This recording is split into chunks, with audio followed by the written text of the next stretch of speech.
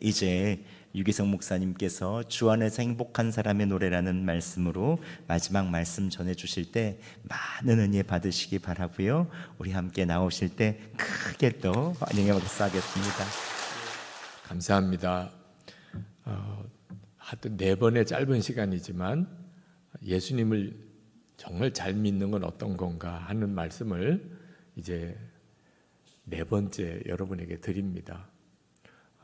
여러분에게 오늘 마지막 드린 말씀의 방향은 예수님이 돈보다 더 좋아졌는가 하는 겁니다.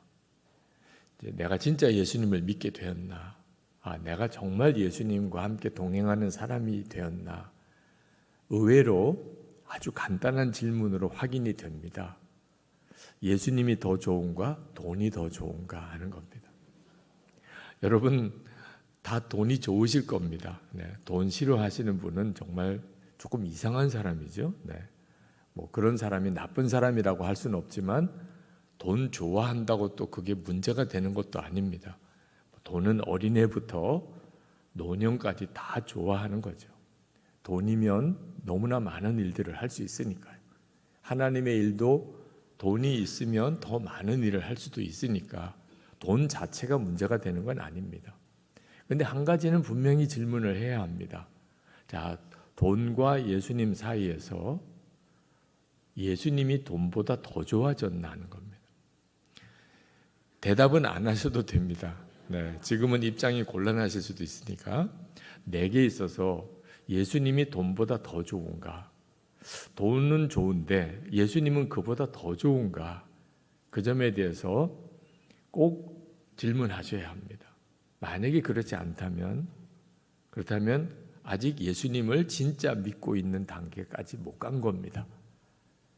예수님보다 돈이 더 좋으면 지옥 간다 그런 말씀은 아닙니다. 예수님을 내가 믿어도 아직 내가 진짜 예수님 좋은 걸 모르는 겁니다. 그래서 기도할 제목이 되는 겁니다. 하나님, 제가 돈이 참 좋은데 예수님은 돈보다도 더 좋은 분 아니십니까? 그렇게 믿어지게 해주세요. 그러니까 그렇게 구하시면 반드시 체험이 그렇게 됩니다. 오늘 빌립보서 마지막 사도 바울의 고백이 그 고백입니다. 그래서 사도 바울이 예수님을 정말 믿고 주님과 동행한 게 맞구나 하는 것을 알게 되는 겁니다. 11절 12절을 한번 13절까지 함께 보겠습니다. 내가 궁핍함으로 말하는 것이 아니니라. 어떠한 형편에든지 나는 자주 가기를 배웠노니 나는 비천에 처할 줄도 알고 풍부에 처할 줄도 알아. 모든 일 곧 배부름과 배고픔과 풍부와 궁핍에도 처할 줄 아는 일체의 비결을 배웠노라. 내게 능력 주시는 자 안에서 내가 모든 것을 할 수 있느니라. 아멘. 지금 이 사도 바울의 고백이 굉장히 놀라운 고백입니다. 한마디로 말하면 내가 가난하게 사는 법도 알고 부자로 사는 법도 다 알게 됐다 그런 뜻입니다. 그러면 문제가 될 게 아무것도 없습니다. 실제로 우리 삶에 있어서 속상하고 답답하고 좀 억울하고 나 스스로가 너무 슬프고 그렇게 된 중요한 이유가 가난한 것을 극복이 안 되니까 그런 거예요. 가난은 죽어도 싫고 어떻든지 부자는 되고 싶고 이 마음이 마귀가 완전히 우리를 뒤집어 놓는 마음입니다. 그러니까 가난은 죽어도 싫고 어떻게 해서든지 부자가 되고 싶고 지금 그런 마음이신 분들이 있으실 거예요. 정신줄 놓으신 분들은 아멘 할 뻔했죠. 가난은 죽어도 싫고 하여튼 어떻든지 부자 되고 싶고 이런 마음을 실제로 가지고 예수 믿으시는 분들이 많습니다. 그러니까 삶이 다 속상하고 슬프고 억울하고 답답하고 그런 거예요. 부부 사이에도 그것 때문에 싸우고 부모 자녀 사이에 형제 사이에 의가 갈라지는 것도 다 돈 때문인 겁니다. 교회 안에도 돈으로 인한 시험이 얼마나 많은지 모릅니다. 근데 사도 바울이 나는 가난하게 사는 법도 알았고 부자 사는 법도 배웠다. 그러면 문제가 될 게 아무것도 없습니다. 우리가 예수를 믿으면 그러면 행복해집니다. 그러니까 예수를 정말 믿으면 너무너무 기뻐집니다.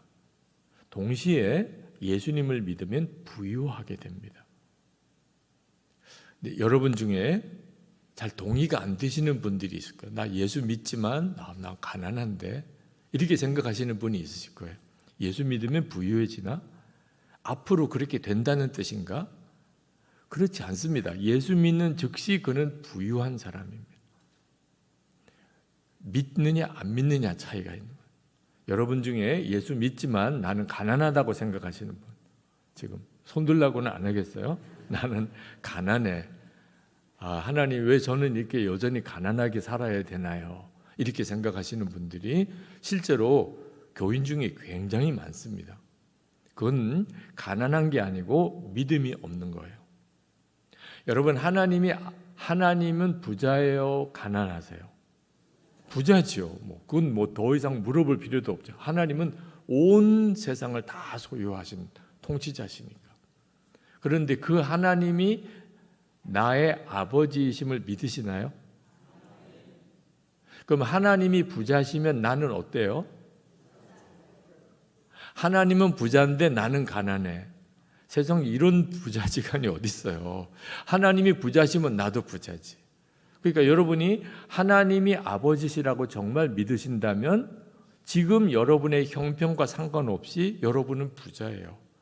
부자의 아들이고 부자의 딸이니까. 별로 은혜가 안 되는 분들이 있어요. 네. 말은 맞아요. 말은 맞는데 이게 전혀 내게 현실로 안 다가오는 거예요.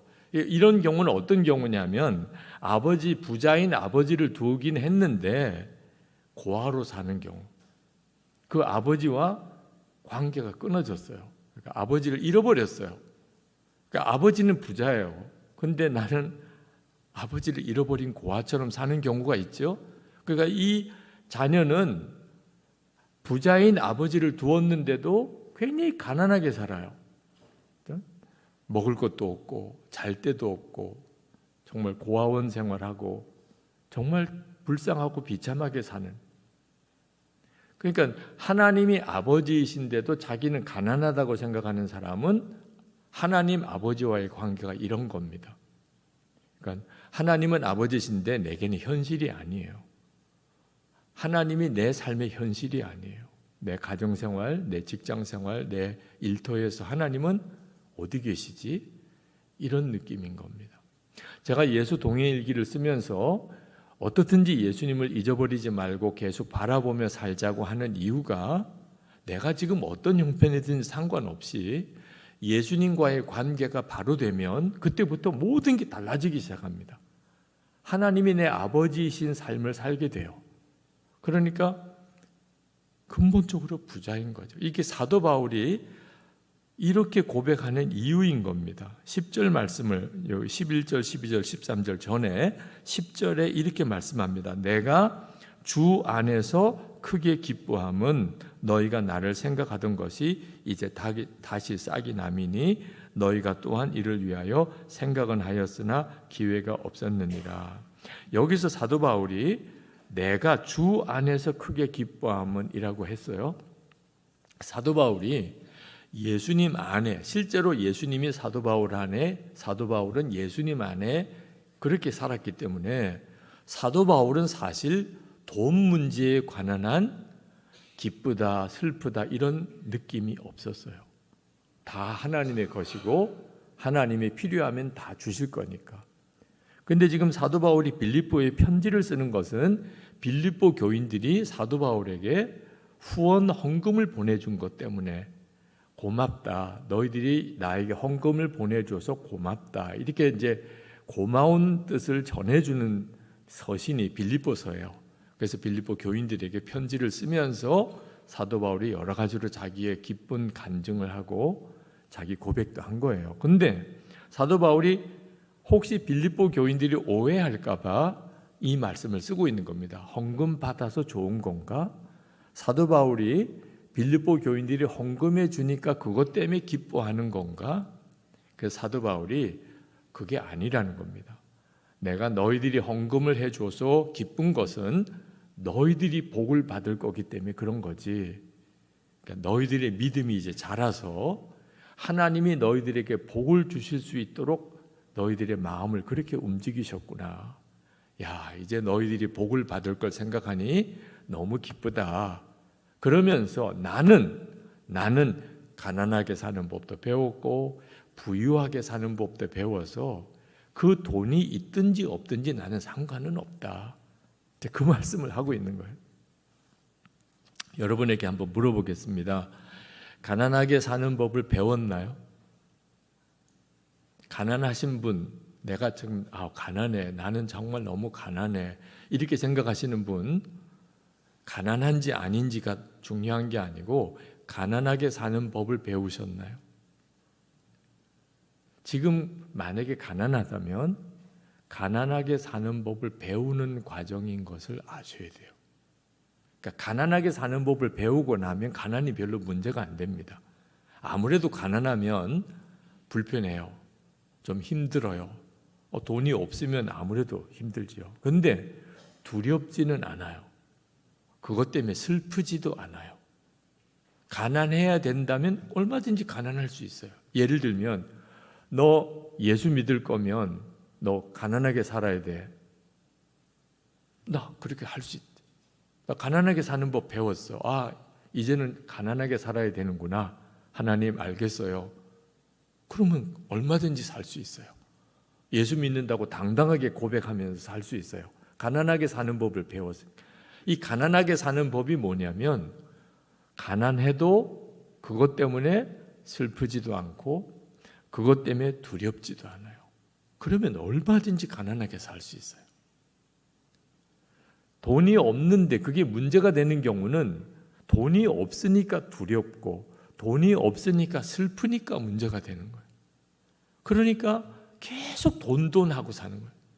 가난이 문제가 아니고 계속 돈한 것. 나 돈이 없어. 돈이 없으니까 너무 슬퍼. 돈이 없으니까 너무 두려워. 그러면 하나님은 그 사람을 통해서 아무것도 할 수 없어요. 그 사람은 어느 순간에 돈을 따라가요. 그래서 돈이 벌리는 일이라면 하나님이 하지 말라고 그래도 이게 통제가 안 돼요. 어느 집사님이 이제 사업을 하시는데 굉장히 어려워지셨어요. 그래서 기도 제목을 주셨는데 그래서 제가 물었어요. 집사님, 이렇게 어려워지시기 전에 이 사업을 시작할 때 그때 좀 말씀을 해 주시죠. 분별을 받고 이게 할 만한 일인지 하지 말아야 될 건지 그때 좀 이야기해 주시지. 이렇게 어려워지고 난 다음에 말씀하시면 너무 답답합니다. 그랬더니 그 집사님이 하는 이야기가 말씀드리면 하지 말랄까 봐 안 했다고. 그러니까 본인 집사님도 이거 하면 안 될 것 같다는 느낌이 온 거예요. 근데 목사님한테 말씀을 드리면 목사님이 틀림없이 하지 말랄 것 같아. 그래서 그냥 저지른 거예요. 먼저 잘 되면 말씀드려야지. 근데 뭐 아니나 다를까 어려워진 거예요. 얼마나 많은 성도들이 하나님이 하지 말라 그러면 순종할 마음이 없어요. 돈하고 사니까. 이런 사람은 가난하게 사는 법을 배우지 못했기 때문에 가난 문제만 딱 걸리면 신앙생활 제대로 못해요. 자, 부자로 사는 법은 어떨까요? 자, 여러분 부자로 사는 법 배우셨나요? 목사님 부자로 사는 법 배울 게 뭐 있어요? 그냥 돈 펑펑 쓰면 되는 거지. 그러니까 문제인 거예요. 가난하게 사는 법보다 부자로 사는 법이 훨씬 어려워요. 잘 이해가 안 되십니까? 아니 가난하게 사는 게 어렵지 부자로 사는 게 뭐가 어렵나? 자, 우리 성동교회 재정부장님, 장로님, 성동교회 재정이 제가 얼마인지를 몰라요. 그렇지만 재정부장 장로님은 성동교회 재정을 관리하시잖아요. 그죠? 돈 지출도 하시고 헌금도 수합하시고. 근데 재정부장이 되시고 나면 너무 행복해지면 얼굴이면 수상하잖아요. 저 장로님 왜 저렇게 행복해 하시지? 그리고 어느 날 이 재정 장로님이 바뀌셨어요. 이제 장로님이 수고하셨으니까 이번부터는 다른 장로님이 이제 재정부장을 하십니다. 그러면 너무 슬퍼하셔요. 더 수상하시잖아요. 이 공금을 가지고 있다는 것은 절대로 행복의 조건이 아닙니다. 공금이 있어요. 여러분이 어디 이제 단기 선교를 갔어요. 단기 선교를 가는데 누구에게 회계를 맡겼어요.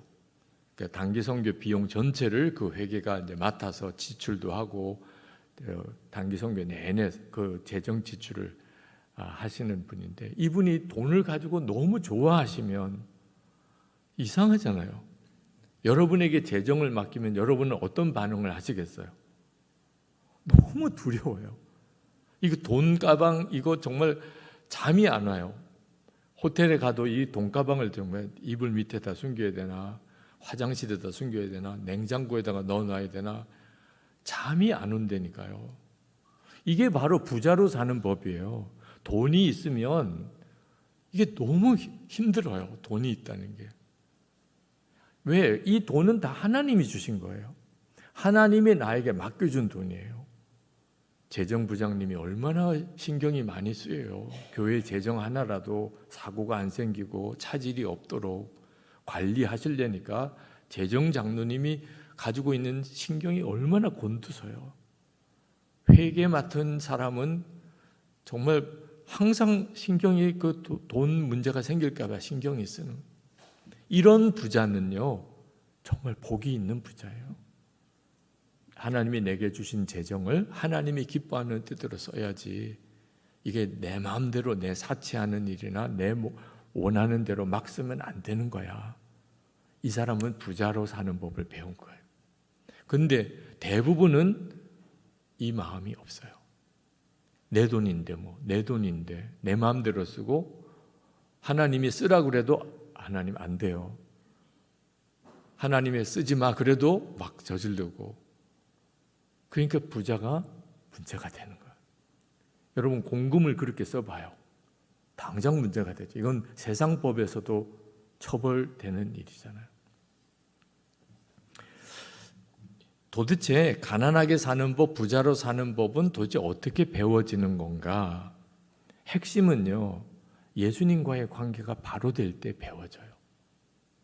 예수님이 진짜 내 마음에 계신 것을 알게 되는 순간에 가난해도 슬프지 않아요. 부자가 되어도 그것 때문에 마음대로 쓰지 못해요. 왜? 내게는 이제 예수님이 내 마음에 계시니까. 예수님이 내 마음에 계신 게 분명치 않은 사람은 그러면 마음이 어떤 형태로 되냐면 돈 하게 돼요. 돈. 디모데전서 6장 9절 10절 한번 같이 읽어봅시다.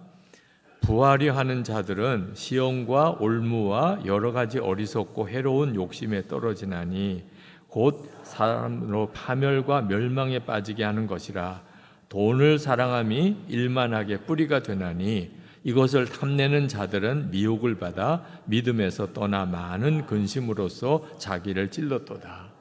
자, 부하려 하는 자, 돈을 사랑하는 자, 내 얘기네. 이렇게 생각하시는 분들 지금 여러분 중에 어떻든지 내가 좀 부자가 되고 싶고 돈이 너무 사랑이 돼요. 돈이. 근데 성경을 가만히 읽어보세요. 이건 정말 무서운 말씀을 하고 있는 거예요. 부하려고 하는 자, 돈을 사랑하는 자, 시험과 올무와 여러 가지 어리석고 해로운 욕심에 떨어지고 사탄으로 파멸과 멸망에 빠지게 한다. 돈을 사랑함이 일만하게 뿌리가 되니 이것을 탐내는 자들은 미혹을 받아 믿음에서 떠나 많은 근심으로써 자기를 찔렀도다. 그러니까 예수님을 믿으면서도 여전히 나는 부자 되고 싶어. 어떻게 돈이 좀 많았으면 좋겠어. 이건 굉장히 큰 시험인 거예요. 야고보서 5장 1절에 보면 들으라 부한 자들아 너희에게 임할 고생을 인하여 울고 통곡하라. 여러분 부자면 좋겠어요? 안 좋겠어요? 당연히 부자면 좋겠지 이렇게 생각이 드는 거잖아요. 아, 부자는 얼마나 좋을까. 근데 성경을 보니까 부자들아 너 정말 큰일 났구나. 부자들아 내게 임할 고생을 인하여 울고 통곡해라. 이게 얼마나 달라요. 세상이 생각하는 것과 성경이 말하는 게 이렇게 차이가 나요. 왜? 나중에 하나님 앞에 섰을 때 부자가 견디기가 엄청 어려워요. 그때 알게 돼요. 아, 하나님 제가 가난한 게 너무 잘 됐었습니다. 가난하면요 죄 지을 일이 별로 없어요. 가난하니까 죄도 돈이 있어야 짓더라고요. 네. 근데 가난하니까 나는 뭐 죄 지을 일이 없어요. 가난한 사람은요 교만할 수도 없어요. 그냥 저절로 그냥 겸손해요. 돈이 없으면.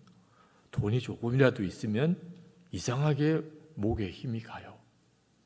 그러니까 나중에 이제 하나님 앞에 갔을 때 딱 보면 너 가난이 잘 된 것 같으냐 부자가 잘 된 것 같으냐. 하나님 제가 가난한 게 너무 감사합니다. 이렇게 된다니까요. 탐심은요 사람에게 본능과도 같은 거예요. 그래서 사람이 어떻게 탐심을 이길 수 있어? 그렇지 않습니다. 사람이 얼마든지 탐심을 버릴 수 있어요. 꼭 예수 안 믿는 사람도. 자, 예를 들면 자녀가 생겼어요. 자, 이 자녀를 공부시키고 또 그 앞길을 위해서 뭔가 도와줘야 될 때 부모 아끼지 않아요. 자식이 대한 문제일 경우에는 탐심이 싹 없어져요. 자, 연애하는 청년이 애인이 이제 생겼는데 데이트를 해요. 돈이 아까워요? 좋아하는 자매나 형제가 생겨봐요. 돈 다 써요. 네. 사랑이 가면 그때부터 돈 다 써요. 예수 안 믿는 사람들도 탐심 얼마든지 없어져요. 사랑하는 사람에게는, 자녀에게, 또 사랑하는 애인에게, 가족에게 탐심 없어요.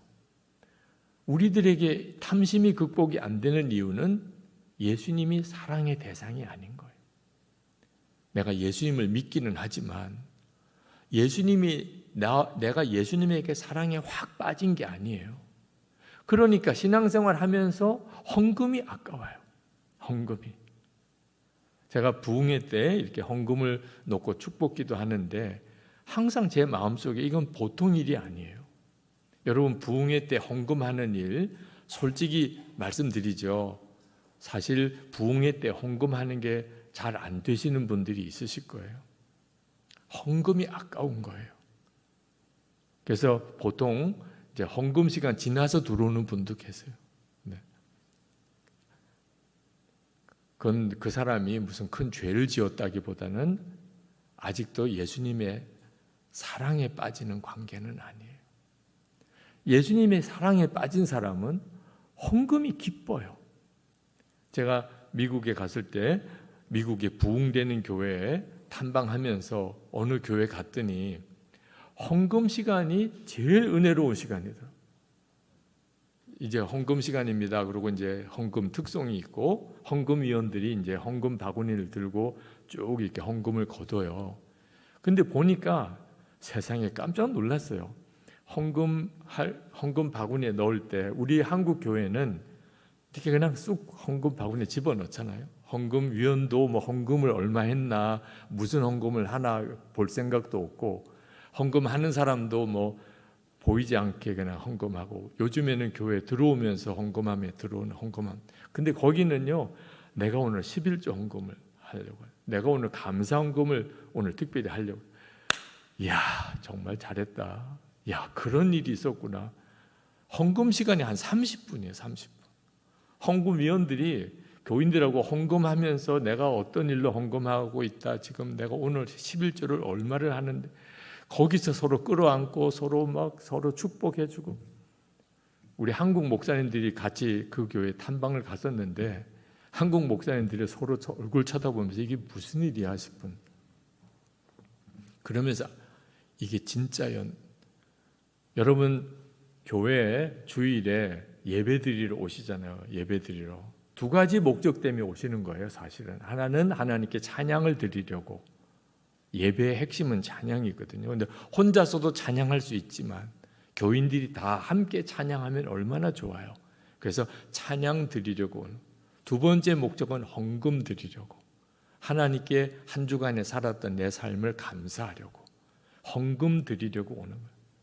설교 말씀은 그런 마음으로 오는 교인에게 하나님이 은혜로 주신 거예요. 그런데 대부분 교인들은요, 주일에 교회에 설교 들으려고 와요. 그러니까 설교 시간에 맞춰 오면 안 늦은 거예요. 아유, 안 늦었네. 아직 목사님 설교 시작 안 했네. 설교 들으러 왔으니까. 근데 찬양 드리러 온 사람은 너무 늦은 거죠. 그 찬양 시간에 못 참석했으니까. 그러니까 실제로 예배를, 예수님을 실제로 정말 믿고 예배 드리는 성도는 찬양 시간 전에 와요. 왜? 목적이 찬양 드리러 온 거니까. 여러분 이제부터 하나님께 예배 드릴 때 정확하게 예배는 내가 왜 드리러 오나? 찬양 드리러 오는 거예요. 너무 감사하니까. 예수님을 진짜 믿게 되면 그렇게 돼요. 그리고 또 하나가 헌금 드리려고. 하나님 헌금하고 싶어서. 이건 부인할 수 없는 증거예요. 이 사람이 진짜 하나님을 사랑하게 됐나? 그러면 헌금의 마음이 확 달라졌어요. 어느 목사님이 이제 세례받은 교인 한 사람 이야기를 하시더라고요. 근데 그가 이제 아내의 전도를 받아서 예수를 믿을 것 같지 않은 분이 어떻게 교회를 이제 나오시게 됐습니다. 그래서 이제 그분을 신방을 갔어요. 그랬더니 그분이 목사님에게 묻더래요. 예수 믿는데 비용이 얼마나 듭니까? 아마 주위 사람들이 교회 가지 마, 교회 가면 돈 많이 들어, 자꾸 그랬던 모양이에요. 그래서 아내는 자꾸 교회 가자는데 이거 교회 가면 돈 많이 든다는데 이런 생각이 늘 있으니까 이제 목사님이 신방 오신 김에 솔직하게 물어본 거예요.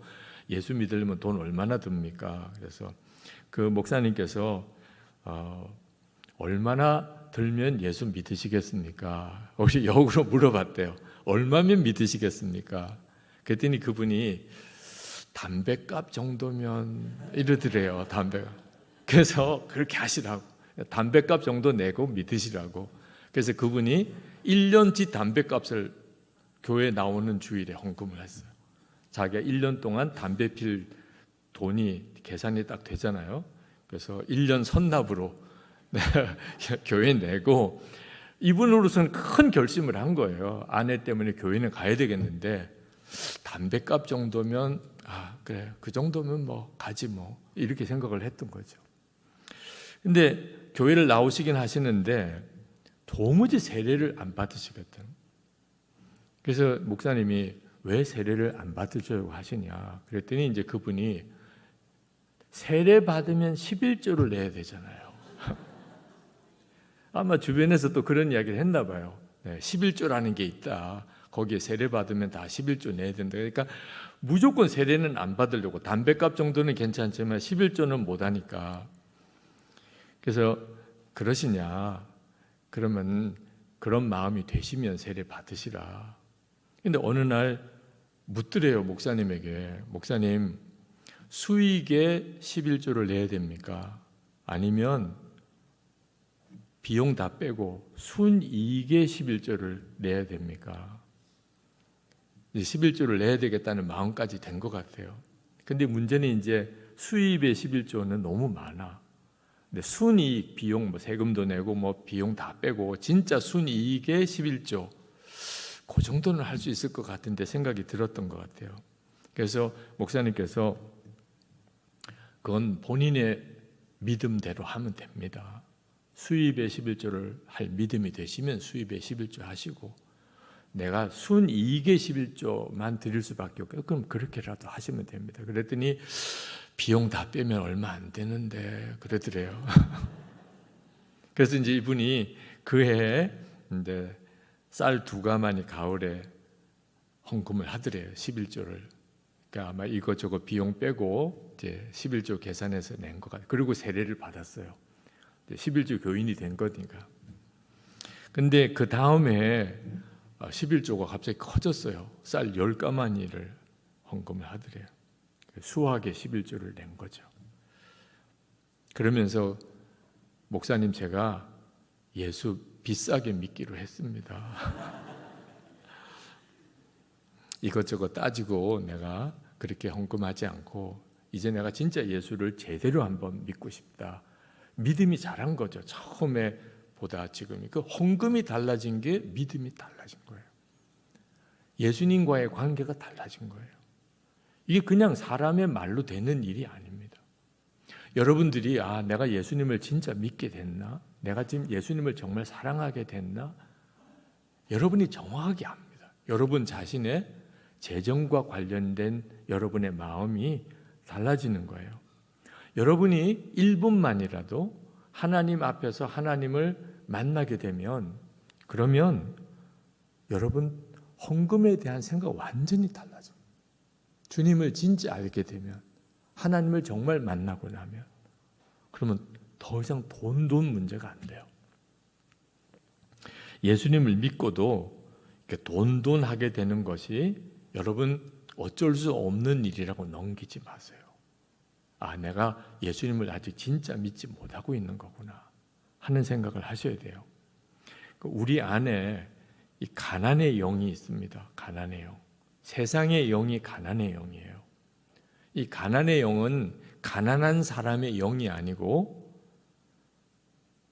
아주 악한 영의 속성이에요. 가난의 영.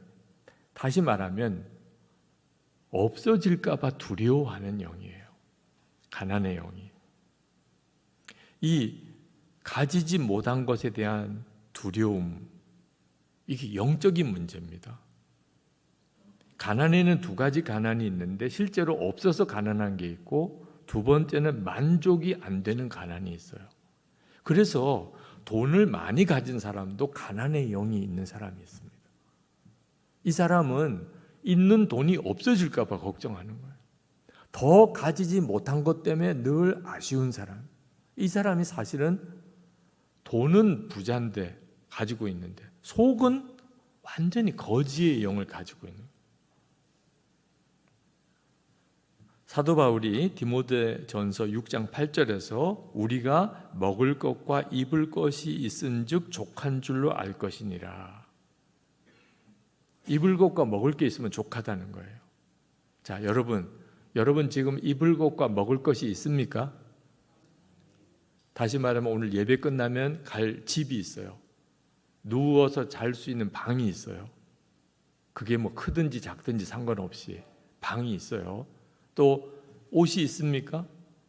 오늘 입고 온 옷 말고도 잠옷도 있고 집에 가서 편안하게 입을 옷도 있고 또 다른 여벌 외출복도 있고 뭐 요 정도쯤 있으면 부자예요.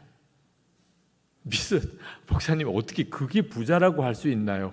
여러분은 그렇게 생각할 수 있지만 사도 바울이 디모데전서에서 말씀하신 대로 말하면 족한 줄로 알라는 거예요. 그런데 사실 우리는 그게 족해지지가 않아요. 아니 잘 집이 있다, 그리고 뭐 먹을 게 있다, 그리고 옷이 있다. 사람이 어떻게 그것으로 만족할 수 있지? 만족이 안 되는 게 문제인 거예요. 그러니까 실제로 없어서 문제가 아니고 만족이 안 되는 거예요. 여러분 계속 먹어도 계속 배가 고픈 사람 심각한 거죠. 지금 가난의 영이 있는 사람은 그렇게 돼요. 제가 어릴 때 사남매였는데 뭐 아버님이 어려운 목회를 하셨기 때문에 재정적으로 늘 힘들었죠. 근데 한 번은 이제 정기구이 통닭을 한 마리를 사가지고 오셨어요. 요즘에는 뭐 한 사람이 한 마리씩도 먹는 삼계탕 같은 데 보니까 그런데 옛날에는 그 정도쯤 정기구이 통닭이면 4명 가족이 다 먹는 거거든요. 저희 사남매에다가 아버님, 어머님 이렇게 6명이 먹는 거잖아요. 한참 먹다 보니까 아버님, 어머님은 뒤로 가 계시더라고요. 우리 사남매가 열심히 먹고 있는데 어머님이 그러시더라고. 좀 천천히 먹어라. 뱃속에 거지가 들었냐? 먹으면서 기분이 확 나쁘더라고. 뭘 거지가 들었다고 하시나. 근데 지금 생각하니까 우리가 그때 통닭을 이렇게 사남매가 먹는 모습이 아버님, 어머님 보시기에는 쟤들 왜 저러냐 이런 느낌이 있었던 것 같아요. 1년에 겨우 한 번 먹을 수 있을까? 전기구이 통닭을 통째로 한 마리를 가지고서 우리가 같이 먹는다는 게 저 그때 있어서는 정말 특별한 일이었거든요.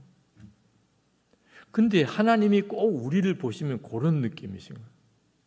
우리가 계속 돈하고 뭐에 대해서 막 더 가지려고 그러고 더 먹으려고 그러고 그것 가지고 또 서로 싸우고, 하나님이 그런 우리를 보실 때 야, 너희들은 어째 속에 거지가 들었냐. 실제로 거지가 들어있어요. 서울에 어디라고 이야기하면 이것도 또 문제가 될 수 있는 소지가 있으니까 아주 잘 사는 동네라고 합시다. 아주 잘 사는, 집값이 진짜 억소리가 나는, 수십억 소리가 나는 그런 부자들이 사는 동네에 장애인 학교가 들어오게 됐어요. 근데 그 부자들이 데모를 하는 거예요. 결사 반대, 결사. 장애인 학교 건축 결사 반대. 보통 데모 안 하는 사람들이거든요. 근데 이분들이 그냥 데모하러 나오고. 왜? 집값 떨어진다고. 장애인 학교 들어오면 집값 떨어진다고. 이분들 부자예요. 엄청 우리나라의 최고 부자들이세요. 근데 이분들이 집값 떨어지는 것 때문에 그 관공서 앞에서 결사반대. 이분들 속에 있는 거는 실제로는 부자인데 속은 거지의 영이 들어요. 이게 얼마나 무서운지 아셔야 돼요. 우리가 예수님을 믿으면 이것이 확 바뀌어요. 내 속에 하나님 아버지셔. 나는 부자야. 나는 부자야. 부자라는 말은 나는 도와주고 살 사람이야. 나는 도움 필요 없어요. 나는 도와주고. 하나님, 제가 도와줄게요. 하나님, 제가 섬길게요. 여러분, 이것이요, 돈이 많아서 나오는 마음이 아니에요. 예수님이 내 주인이 되시니까 나도 모르게 그렇게 되는 거예요. 잠언 11장 24절 25절에 보면 흩어 구제하여도 더욱 부하게 되는 일이 있나니 과도히 아껴도 가난하게 될 뿐이니라. 25절에 구제를 좋아하는 자는 풍족하여질 것이요. 자, 구제를 좋아하는 자라는 말이 나오는데 여러분은 구제를 좋아하시나요? 구제가 너무 좋아. 그렇습니까? 구제를 다 하실 거예요, 그죠? 어려운 사람이 생겼다, 선교사님을 돕자, 이러면 아마 여러분들이 헌금도 하시고 필요한 물품도 기증도 하시고 하실 거예요. 근데 그 구제가 좋은 거는 조금 달라요. 우리 김현우 목사님이 장로님들과 의논하셔서 우리가 이번에 어떤 어려운 지역에 좀 특별히 헌금을 교인들이 해서 합시다. 장로님들이 좋습니다. 우리 그렇게 합시다. 그래서 이제 교인들 광고했어요. 여러분, 이런 어려운 곳에 우리가 이번에 돕기로 했는데 좀 헌금을 해주세요. 아마 성동교회 교인들은 기쁨으로 하실 거예요, 그죠? 근데 이제 그 다음 주일에 목사님이 또 장로님들에게 지난번에 그 일 있은 다음에 또 어디서 도와달라는 요청이 온 거예요. 여기도 도와야 될 것 같은데 장로님, 이번에도 또 교인들에게 좀 특별 헌금을 합시다. 장로님들 어떠시겠어요? 야, 김현우 목사님이 이래서 좋아. 지난번에도 돕자고 하던데 이번에 또 돕자고 하시네. 너무 좋습니다. 우리 합시다. 이런 분위기일까요? 아니면 장로님들이 살짝 기분이 지난번에 도왔는데 지난주에 이번 주에 또 돕자 그러면 이 교인들이 조금 부담스럽지 않을까? 헌금을 제대로 할 수 있을까? 우리 교회 재정에 조금 문제가 되지 않을까? 아니, 목사님은 매 퍼주기만 좋아하지? 이런 생각이 살짝 안 들까요? 우리 장로님들? 네. 그래도 장로님들, 제가 보니까 우리 장로님들이 아마 틀림없이 목사님이 그걸 원하시면 우리 하십시다. 그러실 것 같아요. 근데 목사님이 세 번째 또 그 이야기를 해요. 그 다음 주에. 아유, 이번에 또 어디서 도와달라고 또 하는데 장로님 우리 이번에 여기도 도웁시다. 그러면 아마 장로님들끼리 따로 모임을 좀 아니 우리가 목사님에게 이제는 좀 건의해야 되지 않겠습니까? 자꾸 목사님이 이런 식으로 나가면 이거 어떻게 합니까? 우리가 뭐 돕기는 하더라도 좀 한 달이나 두 달쯤 지나서 하든지 해야지. 아, 이거 이렇게 하면 안 되잖아. 이 구제를 좋아하는 건 아니에요. 네. 구제를 해야 된다면 해야 되지만 이게 좋아하는 사람은 하면 할수록 좋은 거죠. 하면 할수록. 교인들은 어때요? 장로님들은 혹시 그렇다 하더라도 교인들은 장로님 무슨 말씀을 그렇게 하세요? 구제는 하면 좋은 거죠. 우리 합시다. 우리 교회 11조나 뭐 감사헌금은 더 열심히 할 테니까 재정 걱정하지 마시고 우리 또 도웁시다. 그러실 거죠. 우리 성동교회 교인 여러분, 여러분은 정말 구제가 너무 좋지요. 자꾸 퍼주니까 더 기쁘지요. 말씀대로 구제를 좋아하는 자는 풍족하여질 것이요. 이게 하나님의 말씀인 거예요. 그런데 우리 속에는 이 돈 문제가 딱 걸리면 이상하게 아주 예민해져요. 돈 문제가 걸리면. 하나님께서 왜 우리에게 풍족하게 해주신다는 약속을 이루실 수 없으실까? 아, 이게 내 속에 인색한 마음이 문제가 되는 건 아닐까? 예수님이 내 왕이신가 진짜? 예수님이라면 어떻게 하실까? 이 점이 해결이 안 되는 거예요. 많은 교회들이. 선한목자교회가 이제 예배당을 다 건축하고 부채는 아직 많이 남아 있지만 겉으로는 이제 예배당 공사가 다 끝났어요. 이제 교회가 겉으로는 굉장히 큰 교회가 된 거죠. 그런데 문제는 자꾸 도와달라는 전화가 오는 거예요. 큰 교회니까 도와달라는 전화가 오겠죠. 근데 제가 처음에 전화를 받았을 때 너무 짜증이 나요. 우리도 지금 이자 갚느라고 막 지금 허덕이고 있는 중이거든요. 그래서 제가 목사님 말도 그냥 다 하기도 전에 뭐 들어봐야 뭘 뻔해요. 교회 건축 중에 지금 어려우니까 우리 교회 건축비 좀 도와달라 뭐 그런 내용. 근데 다 이야기를 듣고 거절하면 더 그럴까 봐 중간에 목사님 무슨 말인지 알겠는데 우리도 힘들어요. 우리도 지금 예배당 지금 건축하고 빚이 너무 많아요. 그러니 다른 교회 가서 좀 알아보세요. 저희들은 지금 도울 여력이 안 됩니다. 그리고 전화를 끊었어요. 근데 그렇게 전화를 끊고 난 다음에 주님이 엄청 책망을 하시는 거예요. 야, 너 교회 이름을 선한목자라고 지었잖아. 그 내 교회라는 뜻이잖아. 근데 너 지금 이야기하는 거 들어보니까 우리 교회도 너무 어려워요. 우리 교회도 너무 힘들어요. 지금 너 내 얼굴에다가 지금 먹칠을 하는 거냐? 너 이름을 갈든지 아예. 그때 제가 너무 마음에 충격이 돼요. 아니, 내가 주님 앞에서 우리 교회도 너무 힘들어요. 이게 말이 되나? 그래서 제가 그 분에게 다시 전화를 드렸어요. 목사님 너무 죄송하다고 제가 아까 말씀을 드린 게 목사님에게 너무 마음이 쉽지 않으실 수도 있을 것 같아서 용서를 구한다고. 우리 교회도 지금 교회 부채를 상환해야 되는 일이 너무 다급한 사정이지만 우리가 도울 수 있는 데까지는 돕겠다고.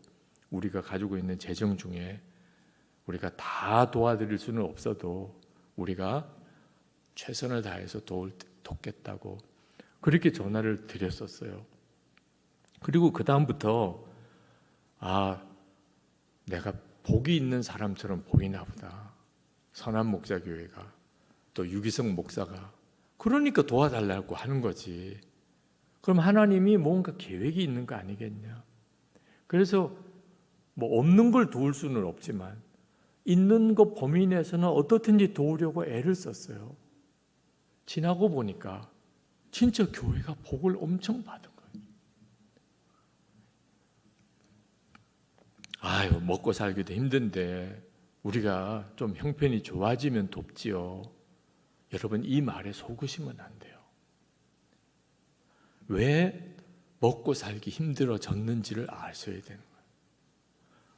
이 돕는 게 씨앗이에요. 복의 씨앗. 여러분 농부가 먹고 살기가 어려우면 씨앗은 어떻든지 이건 먹으면 안 되는 거예요. 아무리 힘들어도. 이거까지 먹어버리면 이제 끝장이잖아요. 씨앗은 어떻든지 심어야, 그래야 결국은 풍족하게 사는 단계로 들어가는 거. 우리가 가지고 있는 것 중에 씨앗이 있어요. 씨앗이. 여러분이 가지고 있는 아무리 돈이 적어도 그 중에서 씨앗이 있어요. 이 씨앗은 심어야 되는 거지 먹어버리면 끝장인 거예요. 그러니까 힘들고 어려울 때 심어야 하는 거예요. 힘들고 어려울 때. 그게 뭐 액수가 많든지 적든지 사이에, 내게는 반드시 심어야 될 씨앗이 있다. 내 돈이라고 다 내가 써버리면 안 된다. 예수님이 우리 안에 그걸 깨닫게 하세요. 그래서 제가 목회를 하면서 보니까 꼭 돈이 많은 사람이 헌금을 많이 하는 게 아니더라고요.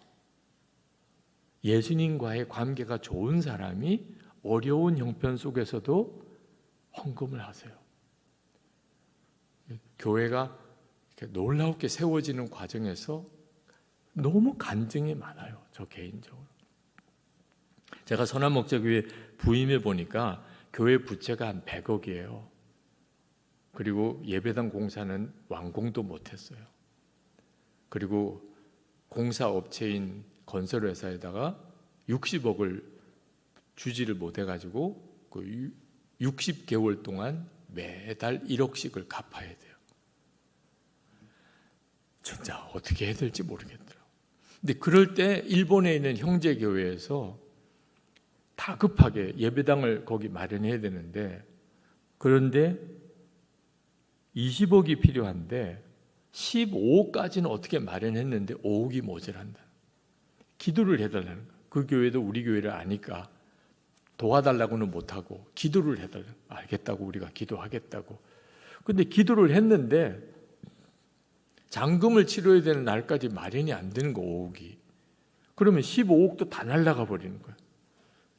큰일 났어요. 이번 달 말까지 5억이 마련이 돼야 되는데 우리는 모교회지만 도울 방법이 없고, 하나님 어떻게 해야 됩니까? 근데 하나님이 제 마음속에 100억이나 105억이나 이런 생각이 드는 거예요. 우리가 교회가 100억이 은행에 빚이 있는데 늘 하나님 앞에 100억 이 빚을 갚게 해달라고, 100억 은행 부채가 갚게 해달라고 그랬는데, 그걸 105억을 갚게 해달라고 이렇게 고치고 5억을 더 빌려가지고 일본에다 보내면, 그럼 일본 교회 해결해야 돼. 어차피 우리는 못 갚을 돈이에요. 100억이. 어차피 못 갚을 돈 100억. 그 기도 제목만 바꾸면 되는 거 아니에요? 기도 제목만 100억을 105억으로 이렇게 바꾸면. 근데 제 생각에 나는 그럴듯한데 장로님들이 이해가 되시려는지 모르겠더라고요. 그래서 장로님들 회의 때 조심스럽게 말씀을 꺼냈어요. 우리 일본 교회가 지금 이렇게 어려운데 갑자기 그냥 은행에 5억을 더 빌려가지고 우리가 100억을 그냥 105억 빚으로 하고 그리고 일본에다 보내면 어떨까, 이런 생각이 드는데, 이랬더니 장로님들께서 목사님 그거 좋은 생각이네요. 되는 교회는 그런가 봐요. 저도 제정신인가 이런 생각이 잠깐 들었었는데 장로님들도 오히려 그게 좋다고 막 너무 박수를 치면서 그러시고, 교인들에게 이제 은행 융자를 받으려면 교인들 동의가 필요하니까 교인들도 너무 은혜가 된다. 그래서 그 시절에, 그 어려웠던 시절에 일본에다가 5억을 보냈어요. 은행에서 이거 건축회사에서 동의해 줘야 된대. 차압이 됐던 우리 교회 땅이. 그래서 이제 건축회사에 갔어요. 우리 5억을 더 융자 받으려고 한다. 당신들 미쳤냐? 아니 그 돈 있으면 우리 건축비 갚지 못한 거라도 갚으라. 그래서 우리가 그냥, 우리는 하나님 뜻대로 하는 사람들이기 때문에 만약 허락 안 해주면 당신들한테 줄 돈도 일본에다가 보내야 된다. 뭐 그래가지고 정말 당신들이 이해가 안 된다 그러면서 이제 동의를 겨우 얻어서 일본에다가 보내. 근데 지금 생각하니까 선한목자교회가 지금의 교회가 될 수 있었던 결정적인 축복의 씨앗이었어요. 지금 생각해도 이게 무슨 정신으로 했나 이런 생각이 들어요. 돈보다도 예수님이 더 컸던 거예요. 주님이 하라 하시면 우리는 합니다. 그렇게 갔던 거예요. 자, 오늘 이번 부흥회 전체 이제 마무리가 되는데 사도 바울에게 있어서 나는 가난하게 사는 법도 배웠고 부유하게 사는 법도 배웠고 사실 헌금이 오든 안 오든 나는 상관은 없는데 빌립보 교회 너희들이 복을 받을 거 생각하니 너무 기쁘다. 세상에 이런 믿음이 예수를 믿으면 생기는 믿음이구나. 13절에 보면 사도 바울이 말씀합니다. 이 빌립보서 4장 13절에 내게 능력 주시는 자 안에서 내가 모든 것을 할 수 있느니라. 그러니까 사도 바울이 이렇게 할 수 있었던 것은 사도 바울이 능력 주시는 자 예수님 안에 있었던 거예요. 여수 성동교회 성도 여러분, 예수님은 지금 여러분 안에 계시고 여러분도 예수님 안에 거하시는 삶이 진짜가 되기를 축복합니다. 예수 동행 운동을 하는 것도 그 까닭이고 계속 주님을 주목하고 바라보자는 것도 그 이유 때문이에요. 나는 예수님을 믿고 있으니 이렇게 넘기지 마시고 진짜 예수님을 내가 믿는 자가 되어야 되겠다. 그렇게 되기를 축복합니다. 우리 통성으로 기도하십시다. 여러분 기도하실 때 주님 탐심을 이길 은혜를 제게 주십시오. 돈돈하고 살지 않게 해주십시오. 예수님이 마음에 계신 것을 정말 믿고 예수님을 뜨겁게 사랑하며 주님이 기뻐하는 뜻대로 제가 재정도 순종하며 살 수 있게 해 주옵소서. 축복의 씨를 놓치지 않게 해 주십시오. 하나님이 영광 받으시는 간증이 있는 삶이 되게 해 주십시오.